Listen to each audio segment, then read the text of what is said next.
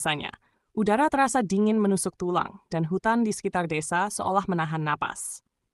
Di ujung jalan tanah yang jarang dilewati manusia, berdirilah sebuah rumah kayu tua, rumah dukun yang sejak lama ditinggalkan, namun tak pernah benar-benar kosong.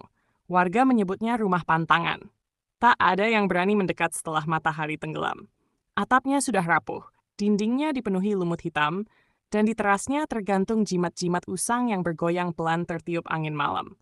Dari balik jendela, cahaya lampu minyak menyala redup, seolah masih ada yang tinggal di dalam. Padahal, pemilik rumah itu sudah meninggal puluhan tahun lalu. Konon, semasa hidupnya, sang dukun sering melakukan ritual pemanggilan arwah. Banyak warga datang meminta pesugihan, penglaris, bahkan santet. Tapi sejak kematiannya yang misterius, rumah itu berubah menjadi tempat bersemayam makhluk-makhluk tak kasat mata. Malam itu, seorang pria nekat mendekati rumah tersebut. Langkah kakinya pelan, napasnya memburu. Ia hanya ingin memastikan apakah benar masih ada cahaya di dalam rumah. Namun begitu ia menginjak halaman yang dipenuhi daun kering, krek! Suara papan kayu terdengar. Sekejap kemudian, hawa di sekelilingnya berubah. Angin berhenti berembus. Burung hutan mendadak diam. Dan dari balik kabut muncul sesosok putih berdiri kaku, pocong. Tubuhnya menghadap rumah, tapi kepalanya perlahan berputar, menatap lurus ke arah pria itu. Pria tersebut membeku, kakinya gemetar, jantungnya berdentum keras. Saat ia hendak mundur, terdengar suara langkah lain dari sisi kanan.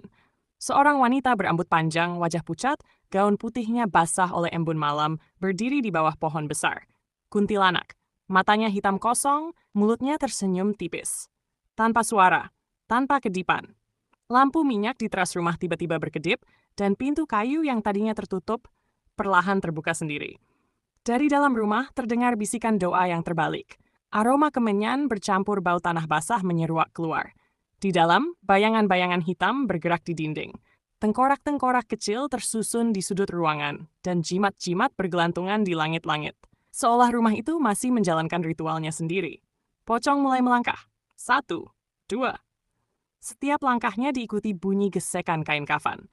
Sementara kuntilanak melayang mendekat, rambutnya menjuntai menutupi wajah, tangannya perlahan terangkat, jari-jarinya panjang dan hitam.